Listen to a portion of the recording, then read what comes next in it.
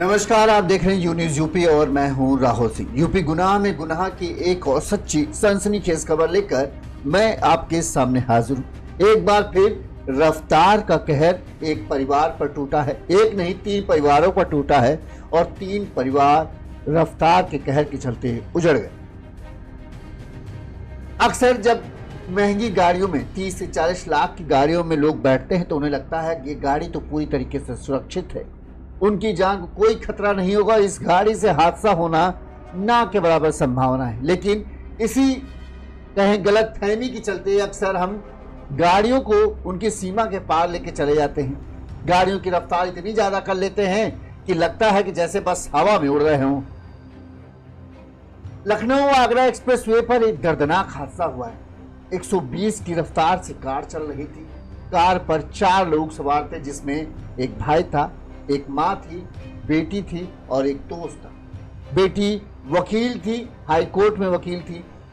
भाई बिजनेसमैन था, उसका दोस्त भी बिजनेसमैन था और ये सभी कार से बैठकर दिल्ली आ रहे थे। इस दौरान लखनऊ आगरा एक्सप्रेसवे पर उन्नाव के पास जो दर्दनाक हादसा हुआ उसने सबको हिला के रख दिया। 30 लाख की XUV 700 गाड़ी, जिसके 30 लाख तो हम ऐसे कीमत बना रहे, लमसम होगी 40 के आसपास गाड़ी होगी, कीमत होगी। वो गाड़ी के चकनाचूर हो गए, चीथड़े उड़ गए। गाड़ी के आप हादसे का अंदाजा इस बात से लगाइए हादसा कितना भयानक था। गाड़ी की आप जब हालत देखते हैं ना तो आपको लगता है बाप रे, इसमें तो कोई जिंदा बच ही नहीं सकता था। और वही हुआ, 4 के चारों लोगों की दर्दनाक मौत हो गई। किस्मत ने सिर्फ एक लड़के का साथ दिया, वो था माँ बेटी का छोटा बेटा, उस परिवार का आखिरी वंश। पिता की पहले ही मौत हो चुकी थी, माँ बेटी ने हादसे में जान दे दी और वो लड़का भी इस कार में हो सकता था, लेकिन बाई चांस की बात है वो अपने किसी रिश्तेदार के घर गया हुआ था, जिसकी वजह से वो इस कार से वापस नहीं आया, वरना एक तो पूरा परिवार ही इस हादसे में खत्म हो जाता। अमूमन हादसे की वजह वही, एक झपकी, एक लापरवाही और खत्म हो गई 4 जिंदगियां, उजड़ गए 3 परिवार। कभी कभी एक झपकी जिंदगी भर की नींद बन जाती है, एक लापरवाही, एक चूक और उजड़ जाते हैं पूरे के पूरे परिवार। तेज रफ्तार कार, लंबा सफर और शायद थकान की वजह से आई झपकी ने गाजियाबाद के व्यापारी विनय पाठक, उनके अपने 3 करीबी लोगों की जिंदगियां हमेशा के लिए छीनी। आगरा लखनऊ एक्सप्रेसवे पर कंटेनर में पीछे से टकराई XUV कार ने रिश्तेदार जो कार में सवार लोग थे, उनका जो सफर था वो हमेशा के लिए रौंद दिया और बच गया सिर्फ मातम और सन्नाटा। क्या ये हादसा रोका जा सकता था? इस खबर पर हम आपको विस्तार से बताएंगे किस तरह से दर्दनाक हादसा हुआ, कैसे क्या पूरा घटनाक्रम था, वो हम आपको पूरी खबर सिलसिलेवार तरीके से बताएंगे। आगरा लखनऊ एक्सप्रेसवे पर रविवार की दोपहर लगभग 2 बजे बताते हैं कि ओवरटेक करने के चक्कर में तेज रफ्तार XUV 700 कार, जो महिंद्रा की है, इसकी कीमत लगभग 30 लाख रुपए के आसपास है, उससे ज्यादा ही कम नहीं है, टॉप मॉडल था। कार सवार गाजियाबाद के रहने वाले विनय पाठक, जिनकी उम्र करीब 55 साल थी, उनकी बहन सीमा उपाध्याय, जिनकी उम्र करीब 40 साल के आसपास थी, उनके बिजनेस पार्टनर ब्रजेश कुमार, जिनकी उम्र 43 साल थी। इसके अलावा इनकी भांजी आरुषि उपाध्याय, जिसकी उम्र 26 साल थी। ये सब कार से आ रहे थे और भीषण हादसे में ये हादसा उन्नाव के पास हुआ। उन्नाव में बागरमऊ में एक्सप्रेसवे पर यह भीषण हादसा हुआ। कंटेनर में जाकर ये कार सीधे जा घुसी, जिसकी वजह से कार के परखच्चे उड़ गए और कार में बैठे 3 लोगों ने तो मौके पर ही दम तोड़ दिया।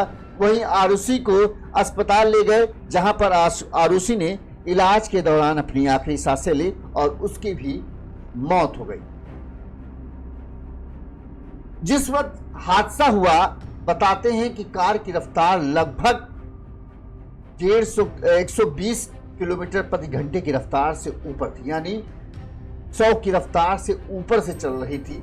तो समझ सकते हैं कार की रफ्तार कितनी ज्यादा तेज थी। 120 तो नॉर्मल अंदाजा लगाया जा रहा है, क्योंकि जहां पर हादसा हुआ उससे करीब 50 मीटर दूर से कार के घिसटने के निशान बने हैं। लगाया जा रहा है कि जब ब्रेक लगाया गया तब कार फिसलती हुई जाके सीधे कंटेनर में जा घुसी और शायद कंटेनर खड़ा था, जिसकी वजह से सीधे कार उसके अंदर ही चली गई, जिसकी वजह से छत पूरी जो है दबती चली गई और कार के अंदर बैठे लोगों की दर्दनाक मौत हो गई।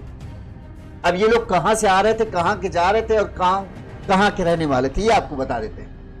बिहार के जिला गोपालगंज के थाना जादवपुर के गांव अंबा थाना के मूल रूप से रहने वाले विनय पाठक पत्नी अपराजिता और 3 बच्चों के साथ काफी समय से गाजियाबाद के राजनगर एक्सटेंशन में परिवार के सहित रहते हैं। ठीक है, ये विनय पाठक हैं जो गए थे और ये पहले बिहार थाना क्षेत्र के गोपालगंज जिले के रहने वाले थे, लेकिन अभी बहुत सालों से गाजियाबाद के राजनगर एक्सटेंशन में रह रहे थे। विनय पाठक बिहार के आरा के रहने वाली मूल रूप से, लेकिन बहरहाल दिल्ली के बसंत कुंज में रह रहे ब्रजेश कुमार के साथ हाउसिंग सोसाइटी में मेंटेनेंस का बिजनेस करते हैं। ठीक है, विनय के देवरिया के रहने वाले बहनोई व्यास चंद्र का 12 मई को निधन हो गया था। विनय पाठक के बहनोई का 12 मई को निधन हुआ था। 24 मई की तारीख में उनका 13वीं का कार्यक्रम था, लिहाजा 24 मई को 13वीं में ब्रजेश के साथ वो देवरिया उस 13वीं के कार्यक्रम में शामिल होने के लिए गए थे। वहीं देवरिया के बरहज के रहने वाले विनय की बहन सीमा अभी वर्तमान समय में वो भी गाजियाबाद में रहती थी, संजय नगर में। उनकी बेटी आरुषि और उनका बेटा आयुष, ये जो है ये तीनों भी इनकी कार से गोरखपुर गए हुए थे। गोरखपुर ये क्यों गए थे? क्योंकि सीमा के जेठ की बेटी की गोरखपुर में 23 को मंगनी थी। मतलब विनय पाठक, ब्रजेश कुमार उनके मित्र, इसके अलावा सीमा उपाध्याय, आरुषि उपाध्याय और आयुष उपाध्याय, ये 5 लोग बैठकर दिल्ली गाजियाबाद से बिहार के लिए गए। गोरखपुर में सीमा उपाध्याय, आरुषि उपाध्याय और आयुष उपाध्याय उतर गए, क्योंकि 23 मई को इनको जेठ की बेटी की शादी में शामिल होना था। वहीं जो सीमा के बड़े भाई थे विनय पाठक, ये और इनके दोस्त ब्रजेश कुमार जो हैं, ये दोनों लोग देवरिया चले गए, क्योंकि इन्हें 24 तारीख के 13वीं कार्यक्रम में शामिल होना था। विनय के भांजे राजेश ने बताया कि 13वीं में शामिल होने के बाद मामा विनय जी ब्रजेश के साथ गोरखपुर गए थे। वहां से मौसी सीमा और उनकी बेटी आरुषि को लेकर रविवार सुबह करीब 3 बजे गाजियाबाद जाने के लिए गोरखपुर से निकल गए थे। कौन सी कार थी? XUV 700। वहीं सीमा का बेटा जो इनके साथ यहां से गया था, आयुष को भी रविवार को इनके साथ गाजियाबाद ही लौटना था, लेकिन वो पटना में रहने वाले अपने मौसा ब्रजेश पांडे के यहाँ चला गया शादी के बाद से ही। इस वजह से वो उनके साथ लौटा नहीं, और अगर लौटता तो शायद ये भी एक तरीके से कहें उनके परिवार का हमेशा के लिए खत्म हो जाता। क्यों खत्म हो जाता? आरुषि और उसके पिता अजीत उपाध्याय की साल 2020 में हृदय गति रुकने से मौत हो गई थी। सीमा उपाध्याय के पति की मौत के बाद सीमा ने ही बेटे आयुष और आरुषि की जिम्मेदारी संभाली, दोनों को पढ़ाया लिखा। बेटी आरुषि जो है वो वकील है और आरुषि जो है दिल्ली उच्च कोर्ट यानी दिल्ली हाई कोर्ट में अभी प्रैक्टिस कर रही है। पिता की मौत 2020 में हो चुकी थी। हादसे में सीमा उपाध्याय और आरुषि उपाध्याय की मौत हो चुकी है। आयुष उपाध्याय किस्मत से अगर वो अपने मौसा के घर न जाता तो वो भी इस कार में होता, शायद उसका भी अंत हो जाता, लेकिन किस्मत ने उसका साथ दिया और वो इस हादसे में बाल बाल बच गया, वो आया नहीं। अब बताते हैं कि लोग रविवार तड़के निकले थे गोरखपुर से। अब दोपहर के करीब 2 बजे के आसपास जैसे ही इनकी कार एक्सप्रेस वे पर उन्नाव जिले के बांगरमो कोतवाली क्षेत्र में पहुंची, तभी आगे चल रहे कंटेनर में इनकी कार घुस गई, टक्कर हुई। कह रहे हैं कंटेनर जो था एक्सप्रेसवे के किनारे खड़ा था और इसी दौरान जैसे ही ये पता नहीं क्या हुआ। अब कुछ लोग कहना है कि कंटेनर को बाई साइड करके जा रहे थे, लेकिन कार की रफ्तार इतनी तेज थी, शायद अचानक से इन्होंने देखा और ये कंट्रोल नहीं कर पाए। 2-3 कहानियां हैं, हम आपको बता देते हैं। पहली कहानी ये है कि जब ये कंटेनर आगे चल रहा था, पीछे से इनकी कार आ रही थी, इन्होंने कंटेनर को ओवरटेक करने की कोशिश की। जैसे ही इन्होंने ओवरटेक करने की कोशिश की, तभी कंटेनर चालक ने भी अपने कंटेनर को उसी साइड मोड़ दिया। इसके बाद ये अचानक कार को कंट्रोल नहीं कर पाया। उन्होंने कार को ब्रेक लगाने की कोशिश की, लेकिन कार सीधे जाकर जो कंटेनर था उसके नीचे घुस गई। मतलब रफ्तार इतनी तेज थी कि कार सीधे नीचे घुसती चली गई।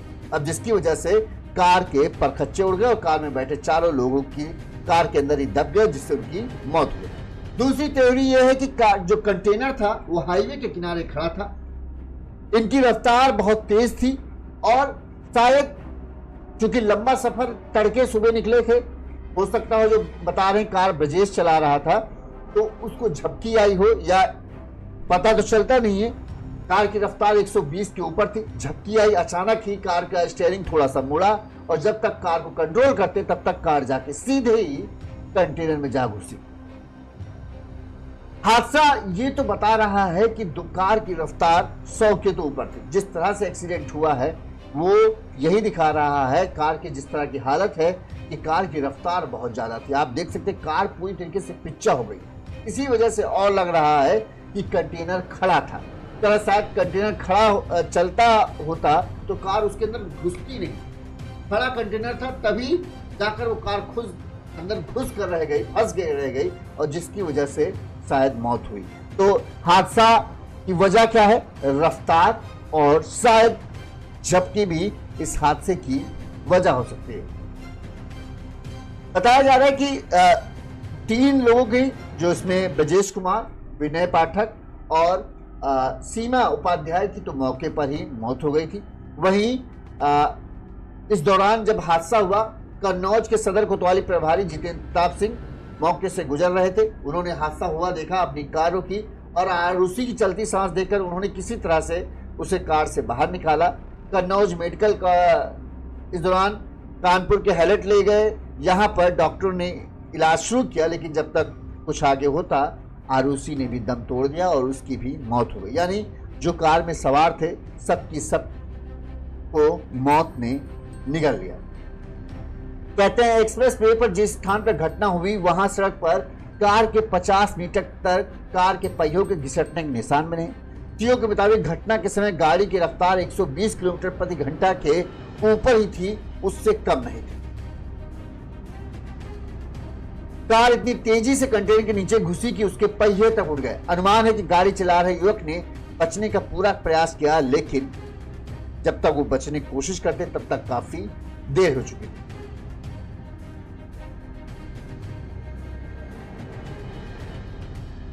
इस हादसे में 3 परिवार उजड़ गए। विनय पाठक, सबसे पहले हम उसकी बात कहते हैं जो अब इस परिवार में अकेला बचा। सीमा उपाध्याय की मौत हो चुकी है, आरुषि उपाध्याय की मौत हो चुकी है। आयुष उपाध्याय इस गाड़ी में आया नहीं था, नहीं तो उसके भी शायद आज रविवार का दिन उसका आखिरी दिन होता। अब लेकिन अपने परिवार में सिर्फ वो बचा है, क्योंकि पिता की पहले ही मौत हो चुकी, माँ और बहन सहारा थी, उन दोनों को भी मौत ने अपना निवारा बना लिया। अब इस दुनिया में आयुष अकेला रह गया है, उसका रो रो कर बुरा हाल है। वहीं हादसे के शिकार हुए विनय पाठक की पत्नी अपराजिता और 3 बच्चों को वो गाजियाबाद में छोड़कर गए थे कि हम आ रहे हैं और जैसे ही 13वीं का कार्यक्रम खत्म होगा तुरंत वापस लौट आएंगे। इस हादसे की खबर रिश्तेदारों तक तो पहुंच गई है। पत्नी और बच्चे उनके लौटने की राह देख रहे हैं। यही नहीं, मृतक के भांजे विनय पाठक के भांजे राजेश के मुताबिक मामा जब देवरिया से चले थे तब मामी ने उनसे फोन पर बात की थी। मामी ने उन्हें सलाह दी थी कि आराम से गाड़ी चलाते हुए आना, किसी बात की कोई जल्दबाजी मत करना। लेकिन उन्हें नहीं पता था कि अब मामा कभी उनके पास नहीं पहुंचे। राजेश ने बताया कि मामी और बच्चों की उनकी मौत की सूचना नहीं दी गई है, सिर्फ घायल होने के बारे में बताया गया है। तीनों बच्चों में मामा ने 2 बेटियों का इसी साल इंजीनियरिंग में पहले साल में प्रवेश दिलाया था, वहीं बेटे ने इसी साल हाई स्कूल की परीक्षा पास की। अब सबसे बड़ा सवाल है, विनय पाठक इस घर को चलाने वाले अकेले थे, उनकी ही मौत हो गई। अब बच्चों की पढ़ाई सबका ऊपर बड़ा जिम्मेदारी है, माँ के ऊपर आ जाएगी। अभी तक इस बात की जानकारी दी नहीं गई है, शायद उन्हें जल्द ही इस चीज का सच उन्हें पता चल जाएगा। शायद पेपर से, सोशल मीडिया के माध्यम से उन्हें मालूम पड़ जाएगा कि हाँ, उनके पति के साथ क्या हो चुका है या उन बच्चों को पता चलेगा कि उनके पिता के साथ क्या हुआ है। अभी बस उन्हें घर वालों ने यही बताया कि हाँ हादसा हुआ और उसमें वो गंभीर रूप से घायल हैं और एडमिट चल।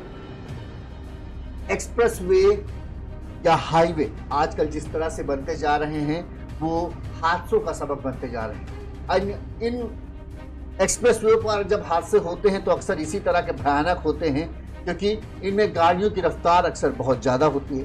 हमने पहले भी देखा एक बार एक हादसे में एक पूरा ड्राइवर का परिवार खत्म हो गया था। आज यहाँ 3 परिवारों की जिंदगी उजड़ गई। वजह यही है तेज रफ्तार और थोड़ी सी चूक, थोड़ी सी लापरवाही। शायद लंबा सफर के चक्कर में हम अक्सर ये होता है कि सुबह जल्दी उठ निकल लेते हैं या रात में देर से निकलते हैं। हादसे एक्सप्रेसवे में चूंकि रास्ता इतनी अच्छी है कि गाड़ी की रफ्तार 100 की होने पर भी अगर आप अच्छी गाड़ियों में, जैसे ये 30-35 लाख की गाड़ी है, इस गाड़ी में खासियत यही होती है अगर आप गाड़ियों के शीशे चढ़ा लेंगे तो आपको अंदाजा नहीं लगेगा कि आप 100 के पार चल भी रहे हैं। कमाल की बात ये होती है आपको लगेगा कि आप 50-60 की रफ्तार से चल रहे हैं। इस वजह से लोग कई बार धोखे में आकर अगर मीटर न देखें तो उन्हें अंदाजा तक नहीं होता कि गाड़ी की रफ्तार वाकई में क्या इतनी है, क्योंकि खाली चौड़ी सड़कें हैं। आपको लगता है गाड़ी तो बहुत धीमे चल रही, आसपास के आपके अगल बगल से गाड़ियां जब निकलती हैं तो आपको लगता है यार ये तो ज़्यादा तेज चल रहा है, हम धीमे चल रहे हैं। और उसी वजह से आपका पैर एक्सीलेटर पर आ जाता है, जिसकी वजह से आप गति सीमा भूल जाते हैं और आपको ये याद नहीं रहता कि 100 के ऊपर जब गाड़ी जाती है तो गाड़ी को कंट्रोल करना बड़ा मुश्किल होता है। वैसे ये महंगी गाड़ियां हैं, इनमें क्रूज कंट्रोल होता है, गाड़ी बड़ी सटे, लेकिन अमूमन वही चीज कि जब हम जल्दी निकलते हैं, सुबह 3 बजे ये लोग निकले तड़के, यानी पूरी नींद लिए बगैर। 3 बजे का समय ऐसा होता है जब आपको आंखें भारी ज़्यादा होती है, थकावट में होती है, नींद अच्छे से पूरी नहीं हुई होती है। और 3 से दोपहर के 2 बज गए थे, लगातार वो चलाते चले आ रहे थे। जाहिर सी बात है, इंसान है, आपकी आंखें थकती हैं।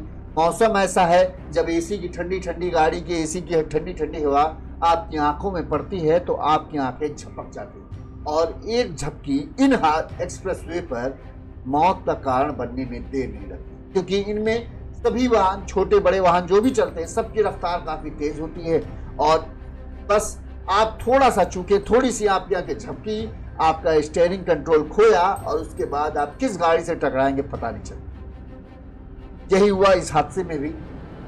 दूसरी बात, कई बार देखा गया है जो ये ट्रक और डंपर चलते हैं, कंटेनर चलते हैं, ये सब कई बार हाईवे के किनारे, एक्सप्रेसवे के किनारे गाड़ी खड़ी कर देते हैं बिना इस चीज को सोचे समझे कि यहाँ पे ही वो जो गाड़ी खड़ी करने का कोई जगह नहीं है, लेकिन वो किनारे लगा देते हैं। कई बार होता है तकनीकी कमी आ जाती है इस वजह से खड़ी, लेकिन कई बार वो आराम करने के लिए भी गाड़ी को किनारे लगा देते हैं। लेकिन उन्हें इस बात का ध्यान रखना चाहिए कि कभी भी एक्सप्रेसवे के किनारे जो लेन जब तक चालू लेन वाली है, उन लेन पे कभी भी गाड़ी आपको पार्क नहीं करनी चाहिए, गाड़ी भी आपको खड़ी नहीं करनी चाहिए। हमेशा गाड़ी उन जगहों पे खड़ी करें जैसे टोल वोल के पास, जहाँ पर बहुत ज़्यादा जगह होती है और अक्सर होटल वगैरह होते हैं तो उनके पास पार्किंग की जगह होती है।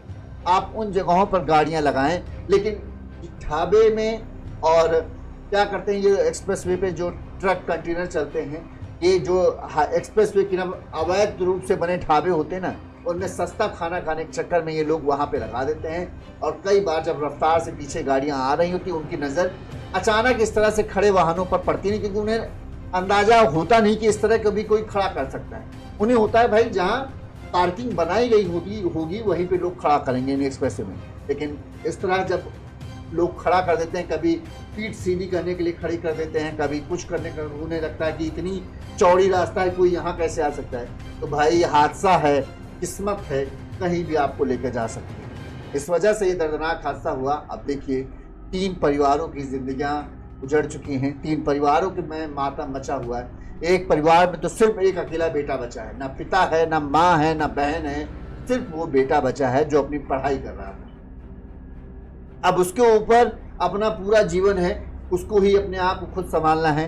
वो खुद ही अपना पिता है, खुद ही अपनी माता है, खुद ही अपनी बड़ी बहन है। उसको अपने आप को इस तरह से बचाना है कि कहीं किसी बुरे रास्ते में वो न जाए, कहीं अपनी ज़िंदगी को एक मकसद दे। सबसे बड़ी ज़रूरी चीज़ है एक अच्छा खासा हंसता खेलता परिवार, जिसने अभी कुछ ही साल पहले अपने पिता के गम को ढोया था, उससे उबर चुके थे, हंसी खुशी की जिंदगी चल रही थी। बड़ी बहन हाईकोर्ट की वकील बन चुकी थी, माँ ने त्याग करके दोनों बच्चों को अच्छी शिक्षा दे रही थी, लेकिन अब कुछ नहीं बचा, सिर्फ वो बेटा बचा। वहीं एक विनय पाठक जो बिजनेसमैन थे, उनकी बेटी, उनकी तीन बच्चे हैं, 2 बेटियां 1 बेटा। हाई स्कूल में बेटा है, 2 बच्चों को अभी इंजीनियरिंग में फर्स्ट ईयर में एडमिशन दिलाया था। और पत्नी, उनका रो रो कर बुरा हाल है। वहीं ब्रजेश कुमार के परिजनों का रो रो कर बुरा हाल। हादसे एक्सप्रेसवे में जो हादसों की वजह है अक्सर वही होती है, एक छोटी सी चूक। जैसे इसमें कहें तो अगर कंटेनर खड़ा था तो हाईवे के किनारे, एक्सप्रेसवे के किनारे खड़ा करना सबसे बड़ी गलती उसकी थी। इस हादसे के बाद कंटेनर चालक बताते हैं फरार हो गया था, पुलिस उसे खोज रही है।